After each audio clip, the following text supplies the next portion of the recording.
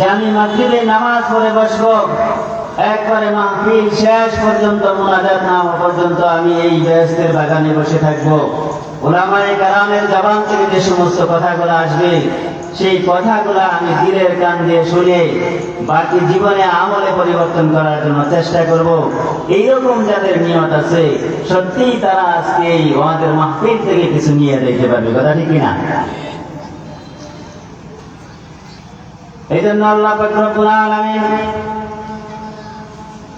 বান্দাকে সৃষ্টি করার পর আখিরি নবী মুহাম্মদুর রাসূলুল্লাহ সাল্লাল্লাহু আলাইহি ওয়াসাল্লামকে মেরাজের রজনীতে হাদিয়া হিসাবে ও রুকুন হিসাবে দিয়েছিলেন নামাজ। কি দিয়েছিলেন? নামাজ দিয়েছিলেন, 50 ওয়াক্ত নামাজ। এই 50 ওয়াক্ত নামাজ নিয়ে আল্লাহর হাবিব সাল্লাল্লাহু আলাইহি ওয়াসাল্লাম যখন ফিরে আসতেছিলেন, প্রতিমধ্যে মুসা আলাইহিস সালাতু ওয়াস সালামের সাথে সাক্ষাৎ হইল। মুসা আলাইহিস সালাতু ওয়াস সালামের সাথে সাক্ষাৎ হওয়ার পর জিজ্ঞাসা করলেন, ইয়া রাসূলুল্লাহ, ইয়া হাবিবাল্লাহ, আল্লাহ তাআলা আপনাকে কি উপঢৌকন হিসেবে দিয়েছেন? আল্লাহ নবী সাল্লাল্লাহু আলাইহি ওয়াসাল্লাম বলেন, আল্লাহ তাআলা আমাকে আমার উম্মতকে 50 ওয়াক্ত নামাজ দিয়েছে। কত ওয়াক্ত নামাজ? 50 ওয়াক্ত নামাজ। হযরত মুসা আলাইহিস সালাতু ওয়াস সালাম বললেন, ইয়া রাসূলুল্লাহ, ইয়া হাবিবাল্লাহ, আপনার শেষ জামানার উম্মতের হায়াত হবে কম, শরীরে শক্তি কম থাকবে, দুর্বল থাকবে, এই 50 ওয়াক্ত নামাজ সে আদায় করতে পারবে না। অতএব আল্লাহ তাআলার কাছে যান, যে আবার নামাজকে কমিয়ে আনেন। এরকম 2 বার 3 বার যাওয়ার পরে আল্লাহ পাক রব্বুল আলামিন বললেন, হাবিব গো যান, আমি আপনার উপরে, আপনার উম্মতের উপরে 5 ওয়াক্ত নামাজ ফরজ করে দিলাম। কয় নামাজ? 5 ওয়াক্ত নামাজ। তবে হ্যাঁ, যারা এই 5 ওয়াক্ত নামাজ সময় মতো গুরুত্ব সহকারে ইমামের সহিত আদায় করবে, আমি আল্লাহ পাক রব্বুল আলামিন তাদেরকে 50 ওয়াক্ত নামাজের সওয়াব দিয়ে দেব। বলেন সুবহানাল্লাহ। কয় নামাজের সওয়াব দিবেন? 50 ওয়াক্ত নামাজের। কিন্তু নামাজ হলো 5 ওয়াক্ত। আল্লাহ তাআলা যেটা ঘোষণা দিলেন যে 50 ওয়াক্ত আপনার উম্মতকে দেওয়া হয়েছে, কিন্তু এই 5 ওয়াক্তের ভিতরে যারা সময় মতো গুরুত্ব সহকারে নামাজ আদায় করবে, আল্লাহ পাক রব্বুল আলামিন ওই বান্দাদের আমল নামায় 50 ওয়াক্ত নামাজের সওয়াব দিয়ে দিবেন। সুবহানাল্লাহ। আল্লাহ নবী সাল্লাল্লাহু আলাইহি ওয়াসাল্লাম বলেন, মান হাফাযা আলা সালাতি আকরামাহুল্লাহু বিখামসি খিসালিন দিকাল মাউতি আযাবাল কবরি দিকাল মাউতি আযাবাল কবরি ওয়া ইউতিহিল্লাহু বিয়ামিনিহি كلا ويمر على الصراط كالبرق ويدخله الجنة بغير حساب। আল্লাহর হাবিব সাল্লাল্লাহু আলাইহি ওয়াসাল্লাম বলেন, যে ব্যক্তি এই 5 ওয়াক্ত নামাজ সময় মতো আদায় করবে, আল্লাহ পাক রব্বুল আলামিন তার জন্য তাকে 5টি পুরস্কার দিবেন, 5 জায়গায় সম্মানিত করবেন। যে বান্দা বান্দী 5 ওয়াক্ত নামাজ সময় মতো আদায় করবে, আল্লাহ পাক রব্বুল আলামিন তাকে 5টি পুরস্কার দিবেন। 1 নম্বর পুরস্কার, দিকাল মাউতি আযাবাল কবরি, মওতের যন্ত্রণা দূর করে দিবেন। কি করবেন? মওতের যন্ত্রণা দূর করে দিবেন। মওত হলো অত্যন্ত কঠিন, যেই মওত থেকে সকলেই পলায়ন করে, কিন্তু মওত থেকে পালানোর মতো কোনো সুযোগ আছে কিনা? আছে না, কোনো সুযোগ নাই। মৃত্যুটা এত কঠিন, শরীর থেকে রূহ বাহির হইতে চায় না, এত কঠিন মৃত্যু। এই মৃত্যু থেকে আল্লাহ তাআলা যারা 5 ওয়াক্ত নামাজ সময় মতো আদায় করবে, তাদের জন্য মৃত্যুটা সহজ হয়ে যাবে, কারণ তারা হলো মুমিন। আল্লাহ তাআলার কালামের ঘোষণা অনুযায়ী তারা মুমিন। মুমিন বান্দা বান্দির জন্য তাদের জানটা বের হবে আসান ভাবে, সহজ ভাবে বের হবে। সুবহানাল্লাহ। শুধু এটা নামাজের কারণে, যে নামাজ সঠিকভাবে সময় মতো আদায় করবে তাদের জন্য আল্লাহ তাআলা এই পুরস্কার দিয়েছে। কারণ মৃত্যু পৃথিবীর কোনো মানুষ চায় না।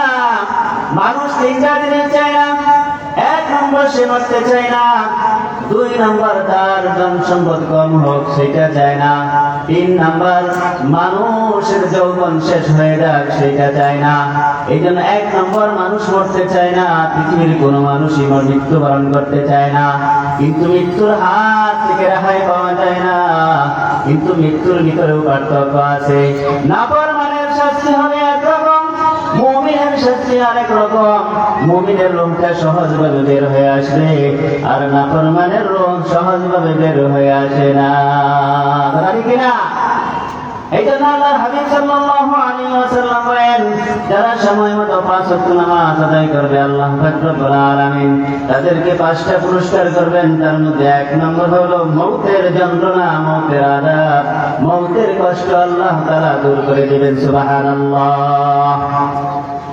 2 নম্বর, কবরের আযাব মাফ করে দিবেন। কবর একটা ভয়ঙ্কর জায়গা।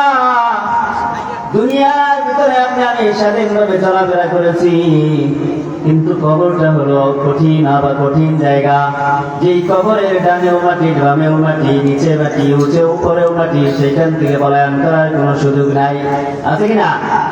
আছে না? কোনো সুযোগ নাই।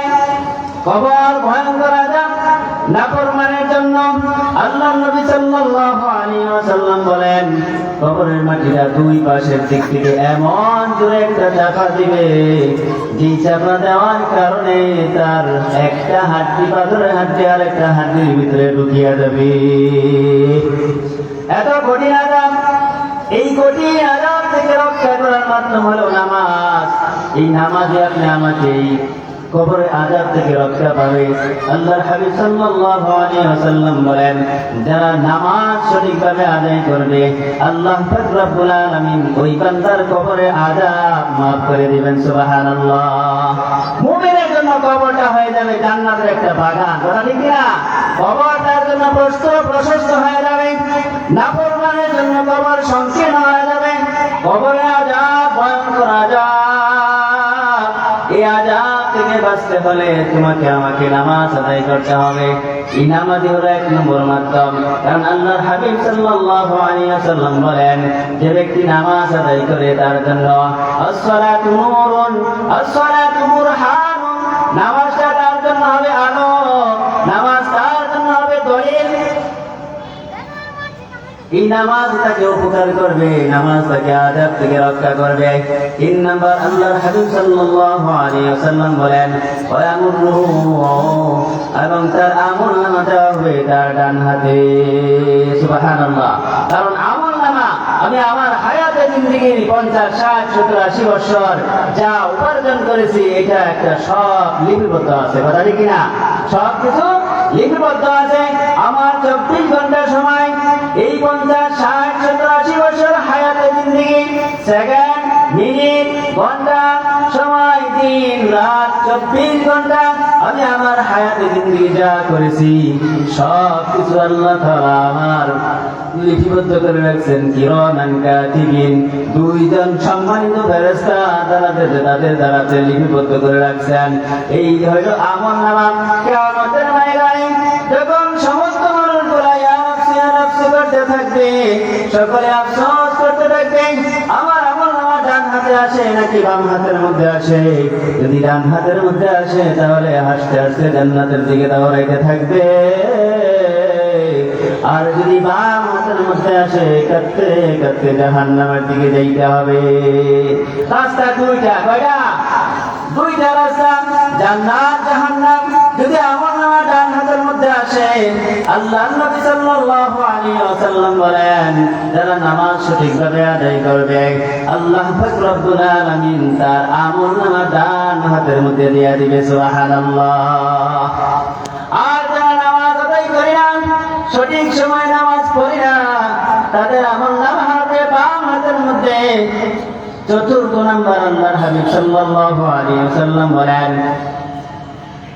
ওয়ায়ামুরু আলা সিরাতি কাল বারক, ফুলসিরাত কায়েম করা হবে, ফুলসিরাত কায়েম করা হবে, জাহান্নামের উপরে ফুলসিরাত কায়েম করা হবে। এই ফুলসিরাত পার হয়ে জান্নাতের মধ্যে যাইতে হবে। কি ফুলসিরাত পার হয়ে জান্নাতের মধ্যে যাইতে হবে? যে ফুলসিরাতে 30,000 বছর রাস্তা, এই 30,000 বছর রাস্তা পার হয়ে জান্নাতের মধ্যে যাইতে হবে। আল্লাহর হাবিব সাল্লাল্লাহু আলাইহি ওয়াসাল্লাম বলেন, যারা সঠিকভাবে সঠিক সময়ে নামাজ আদায় করবে, আল্লাহ পাক রব্বুল আলামিন ওই মুমিন বান্দা বান্দির জন্য বিজলির মতো ফুলসিরাত পার হয়ে যাবে। সুবহানাল্লাহ, বিজলির মতো পার হয়ে যাবে। কারণ বিজলি যেরকম চমক দেয় সাথে সাথে শেষ হয়ে যায়, ঠিক তদ্রূপভাবে মুমিন বান্দা বান্দি যারা এই দুনিয়ার ভিতরে আল্লাহ পাকের যেটা হলো চুলের থেকে জীবন, হীরার থেকে ধার, যার যার আমল অনুযায়ী এই ফুলসিরাত পার হইতে পারবে। যার যতটুকু আমল আছে সেই অনুযায়ী সে ফুলসিরাতে অগ্রসর হবে। আমল শেষ সাথে সাথে সে কেটে কেটে টুকরা টুকরা হয়ে জাহান্নামের মধ্যে পড়ে যাবে। নাউযুবিল্লাহ। এই জন্য আল্লাহর হাবিব সাল্লাল্লাহু আলাইহি ওয়াসাল্লাম বলেন, 4 নম্বর পুরস্কার হলো যারা সঠিকভাবে নামাজ আদায় করবে, আল্লাহ পাক রব্বুল আলামিন তাদের ওই ফুলসিরাত বিজলির মতো পার করে দিবেন। সুবহানাল্লাহ।